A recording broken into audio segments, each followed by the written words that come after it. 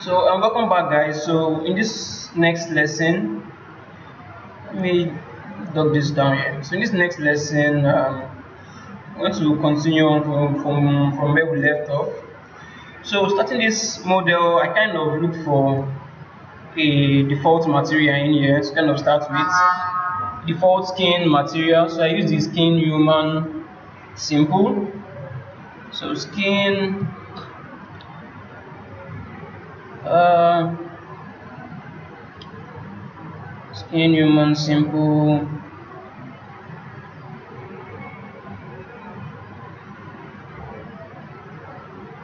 Um,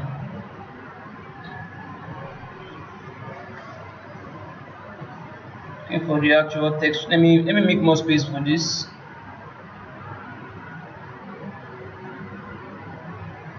Okay.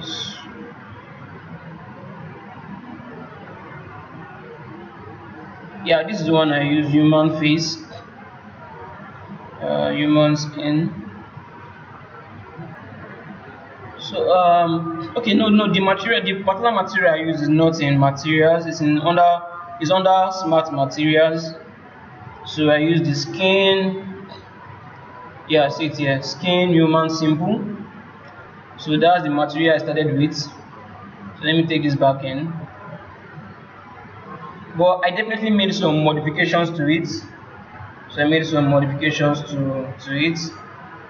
So some modifications were made to it. So let me open that up. So yeah, I'm going to go through every single thing step by step so you can get a good idea of what exactly I did, and you can use that also for your model to create dark skin textures also. So so starting from the base layer. So on the base layer, so the idea is to start from a darker tone and then you work your way up to lighter tones and mid tones until you get your realistic results you're looking for. So I started with a dark tone, something like this. Let me I think I need more space. Need more space.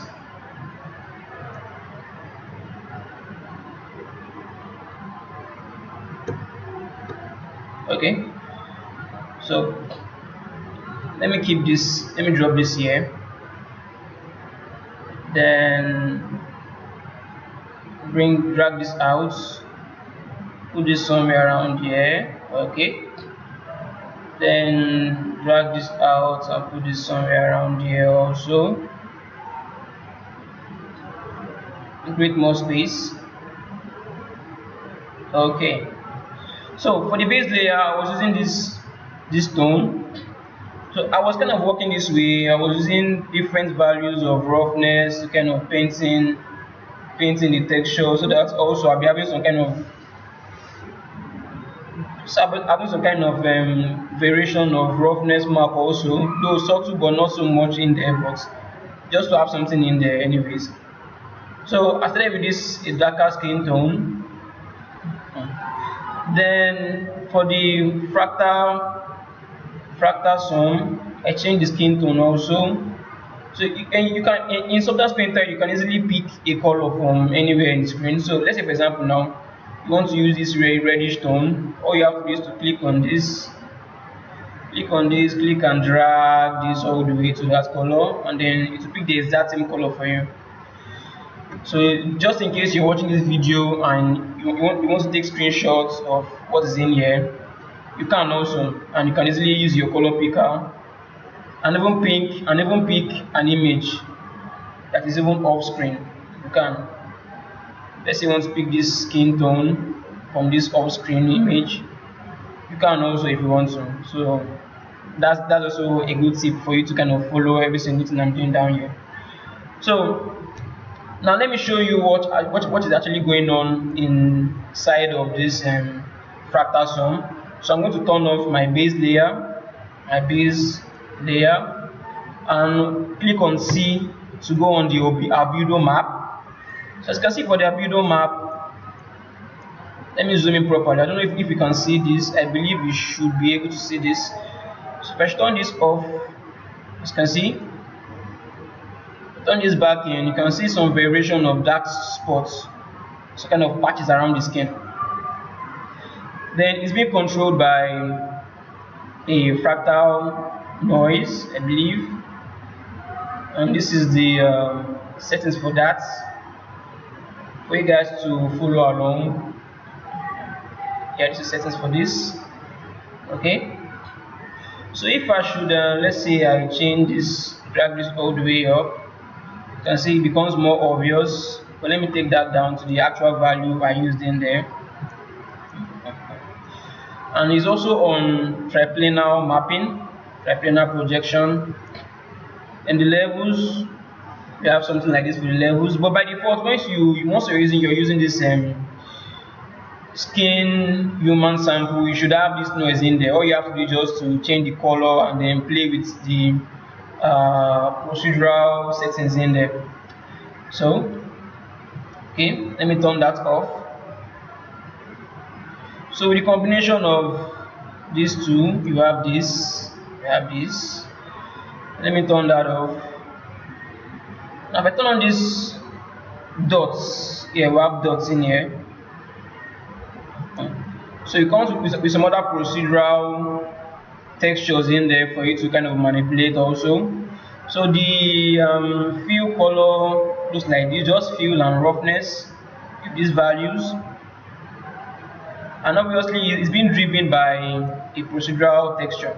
So let's go into that procedural texture, the same fractal sun base, and then the same triplanar projection.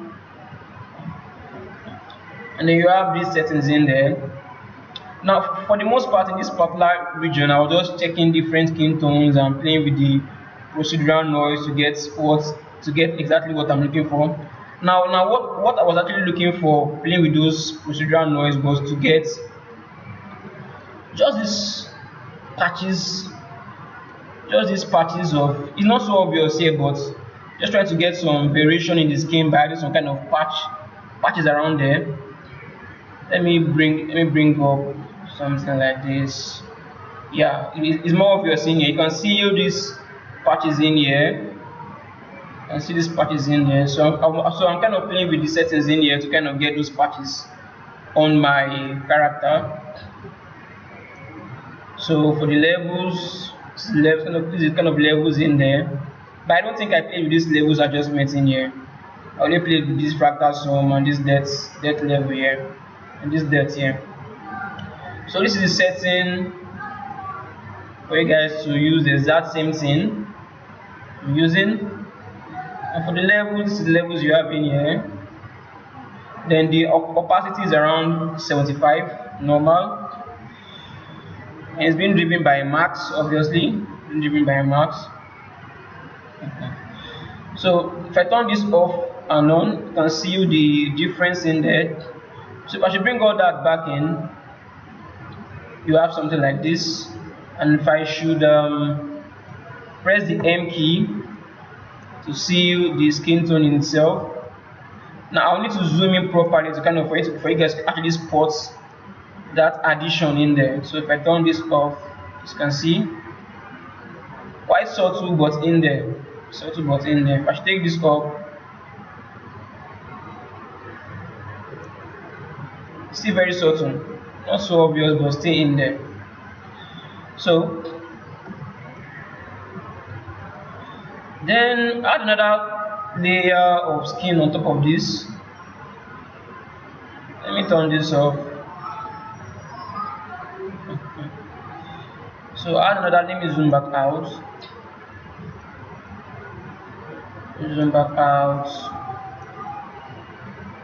And go back to the albedo map without any light information in there. Oh, also let me show you my UVs. My UVs are kind of messy though.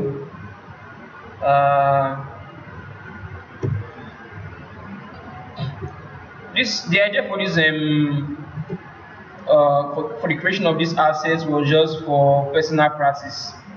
So it was majorly for personal practice only.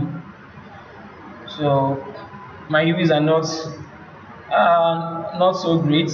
These are my UVs, but we all know that uh,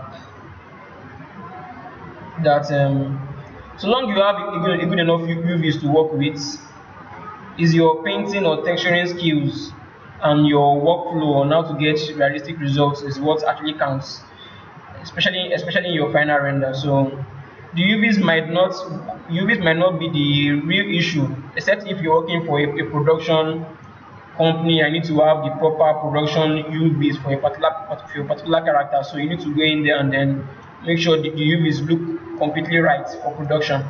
But this particular project was just for personal practice, so the UVs are not the best in the world. Obviously, it's not the best in the world UV, but it would it's good enough for me to work with actually. So I'll just stick with that for now. So going back in here, bring this all back up, and this also. Okay, so add another few layer with this skin tone in there, and I kind of blended that back in with this. And I don't know why the names are kind of weird. I prefer the naming convention in Photoshop, but let's once you let's say I'm changing this up LGT. So you just have to kind of keep moving until you have something that shows LGT. Yeah, LGT. So it's after darken. It's after darken. Yeah, I believe it was lighting max I used.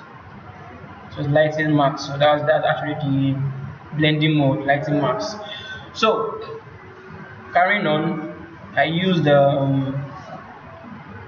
another. Let me turn this on. Now this one is not very obvious, but I'm going to make it obvious for you guys to see. So it's on multiply. So let me take this all the way up. It's our AO map. So with this all the way up, and bring back so it's been driven by our ambient occlusion map. So it's been driven by the ambient occlusion map. So this is the setting for this. But the default should be fine. So but you might need to play with the levels if you want to. You might need. If you don't want to, you don't actually need to do that also. You can see. Let me leave this way it is. So but I kind of took this down. I think I was using, let me undo that. Because let me undo that. I was using 14. Because if you have this all the way up and then I turn on back the other textures below it, you're having something that looks as weird as this. So it looks too obvious. It's just way too much. So put that around 14. So I was in around 14, just very subtle but still in there. And then let me turn this off. So for the next one, I use another AO with multiply 26 for the visibility and a different skin tone for that also. So you can actually pick the colors if you want to by taking a screenshot of this. So if I bring this all back in, now at first when you're working on the materials, it feels like, oh my god, why am I not getting the kind of results I'm looking for? You just have the patience. There's a lot going on in a realistic human skin textures that kind of makes it look realistic when you paint in those details in there. Even though the textures is not looking 100% as accurate as a human skin texture, but once you have your foundations right and at least up to 50% of the details your eye can actually interpret from the reference image you're using, I believe you should be good to go. You should have something realistic enough to show someone that has no idea of CG creation or characters and stuff, and the person will be like, wait, is this a real human head or a real human figure or something. And once the person tells you that, it gives you that satisfaction that yes, you have something close to having a realistic texture on your model. So I'm sure you get the whole idea. So going carrying on. So then I have another. I kind of duplicated this. Is a duplicate of this dots in here. So it's a duplicate with a different color tone in there, different color tone. Obviously, still having the same. Okay. Yes, this one is the opacity for this is abnormal. The blending mode is abnormal. Then the opacity is at 100. Okay. And then let me just go in so I can show you guys what's happening in there. So very similar to the previous one. This is for the clouds and this for the levels also. Okay. So if I should turn everything off, so let's see only that. Let's see only that. Let me drag this down. Let's see only these dots. As you can see, it's not so obvious. It's not very obvious. It's not. It's almost invincible. Almost invincible. Almost invincible. If not invincible, but it's just subtle changes and subtle painting you add in there that kind of makes it look like a realistic human texture. So actually just tiny dots. So this is a dot here, just tiny dots, just tiny dots.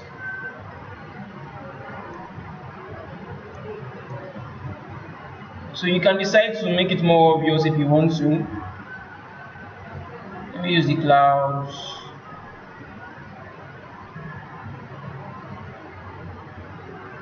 You can make it more random if you want to. But I think this works for me, so I just left this the way it is because I'm still going to be adding some more layers of spots on it also.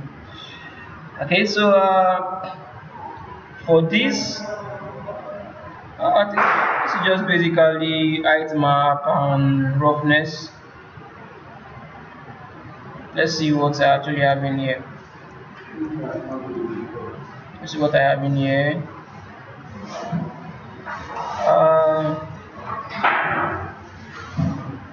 Take this back in.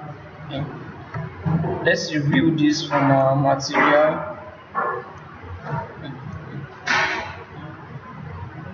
I think it's the little imperfection that comes with the map, this skin human texture, this skin human simple rather.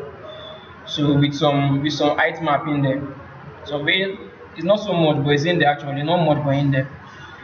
So you can just leave that the way it is, or you can crank it up if you want to. And then the next thing I added was the next thing that was in there was veins. So as you can see the veins. You see the veins has, I believe, let me open that. The veins does not have any height information, but if you want to make it look more realistic, you can add a little measure of height information in there if you want to. Maybe something around here should be fine, not so much, but still in there. So as you can see the veins. So if I should go in there, it's been driven by a map, by some maps actually. We have the cell 3 map that is driving those veins. It's triplanar projection and also another levels also to control the visibility of it. Let me zoom out a bit more so you can see the vein actually in the entire model. As you can see. So you just different layers of variations of height information, color information, etc. So go back to the crystal. So it's actually this crystal that is driving the veins properly. It's crystal. So yes. So if let's say you want to let me type in the crystal. I think it's crystal 1 that is being used. Yes, crystal 1.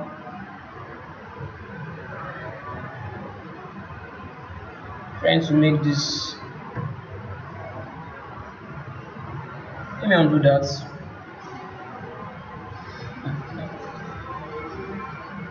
But if you go to your procedural textures and you look for this crystal one, okay, if this crystal one, you kind of see that it looks more like a veiny structure, kind of. So that's why that particular map is being used in there. So if I should bring the other layers in.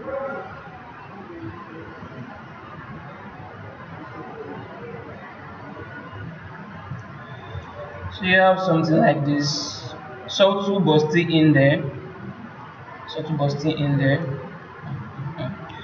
So let me turn this, let me turn all of that off again, then move to the next layer.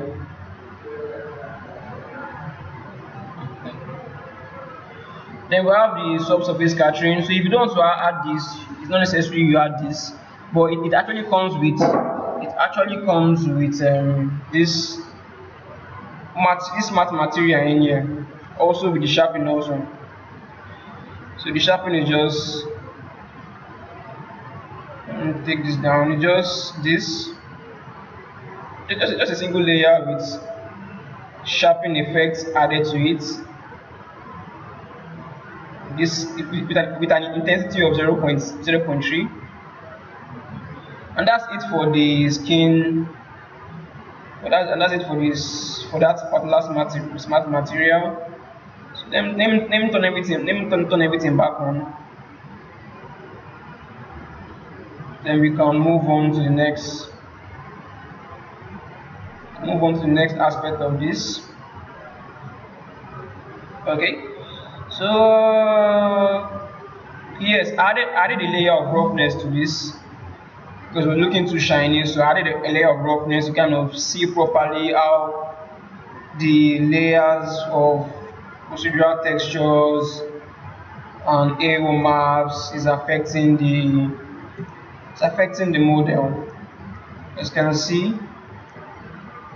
it looks quite nice. It's for a foundational texturing for this.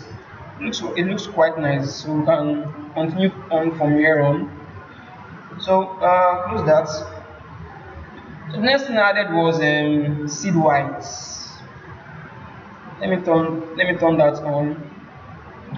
So the seed whites, let me go back in here. The seed white was actually, you can see this tiny white dots around the face, very subtle white dots. So I was trying to achieve that by adding more layers of white dots around the model also. So okay, so if I should open that up, so in there I have a few layers. It's kind of like a grayish tone, being driven by some procedural noise like my grunge spots. So if you go in and then you search for grunge spots, so you have your, just use the grunge spot textures. I can't actually see fully what's in there because I have S and S here in here also, but you just use this grunge spots actually. Then this is the actual setting I use for this with this scale. This is the actual setting I use for this. So 0.01. So if I should increase this,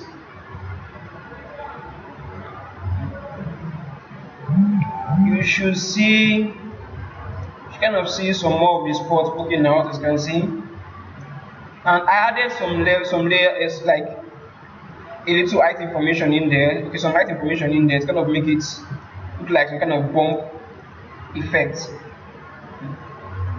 So for going back in there, so let me take that back to 0.01. Yeah, that was the value I used. Then added if I turn this off, let me turn that off.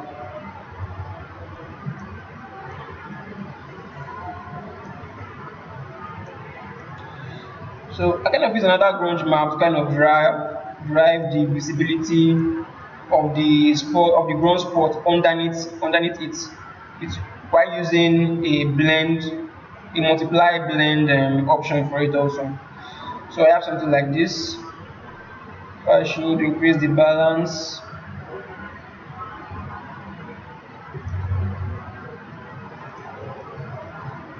and do that. So it's all these subtle changes that kind of, let me take this, let me put this on normal. Yes, perfect. Now you can see. I put this on normal.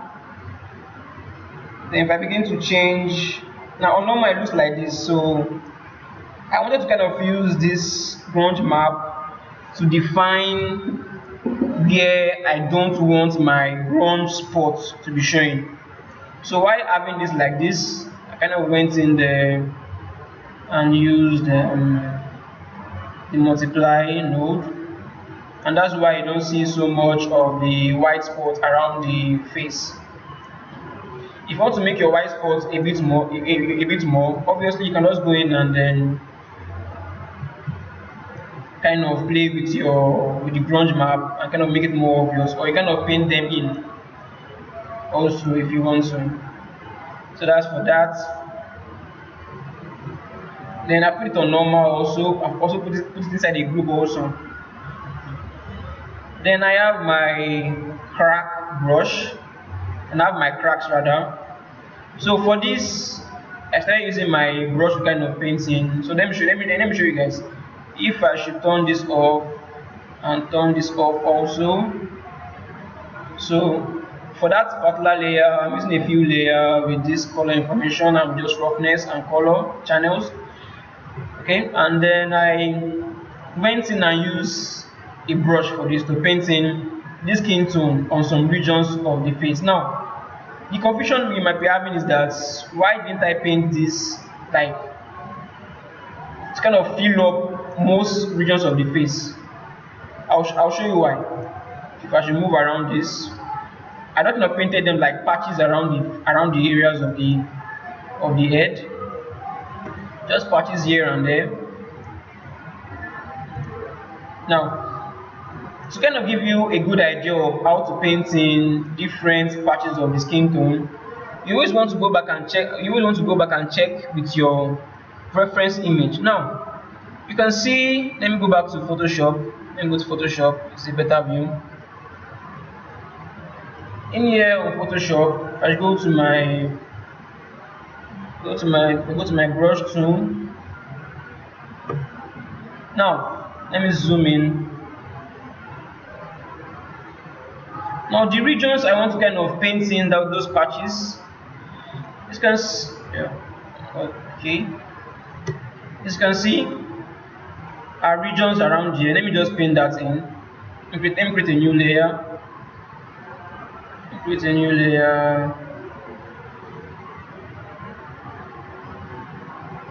Okay. So the regions you want to kind of paint in those patches are like here. See something here. See something around here also. See something around here. Kind of identifying the patches, the patch zones around here, around here, around here. Some around here. Around here also, around here, some here, some here. Sorry for the, I'm using this soft brush that has no variation to it, but I believe you get the idea. You don't have to paint it in the entire model entirely. You do not have to do that. That's not necessary. So that's kind of like the general idea I used to kind of paint in those patches in regions. So let me go back to this. If I should increase that, okay, you can see like patches in some regions of the face. So you always want to go back to your reference image and then kind of spot out those regions where you need to paint that in. You do not have to paint it all over the face. So let me show you the particular brush I use for this. So I use I went to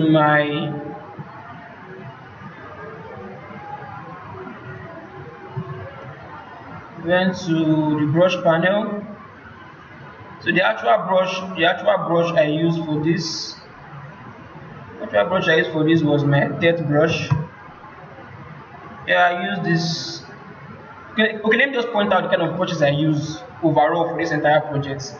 I use this dots erase. Anywhere you see kind of spots effect on this, is either this dots erase I use, or this dots, or this spots dots, or this spots, or this dead spots rather. Then for the actual patches like this, I use this dead brush. So let me just kind of paint that in so you can see what I actually did in there. So let me increase this all the way to, so come in here, and then yes, one more thing you need to take into account also. One more thing to take into account. So click the X key to make this white, so I can paint in the skin tone. So I can paint in that color tone rather. So we want to make sure. Do I need more space? Yeah, so you want to make sure the flow is low. You have this flow low, and the opacity around here. The spacing now is up to you actually. The spacing is up to you. Then you can kind of paint in. Let me undo that. So I'm having something like this. This is wrong. It's not supposed to be like, it's not supposed to have a soft effect. So let me go back and saving out. It's having this soft effect. It's not supposed to have this soft effect in there.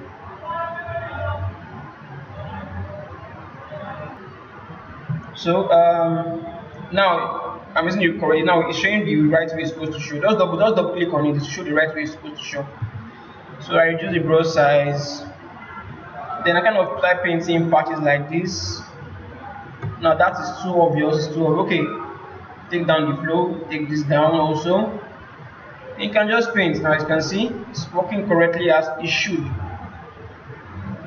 Maybe increase the flow a bit more, increase the stroke opacity a bit more. Something like this, as you can see. So that was how I painted those patches in there. Okay, so going back in here,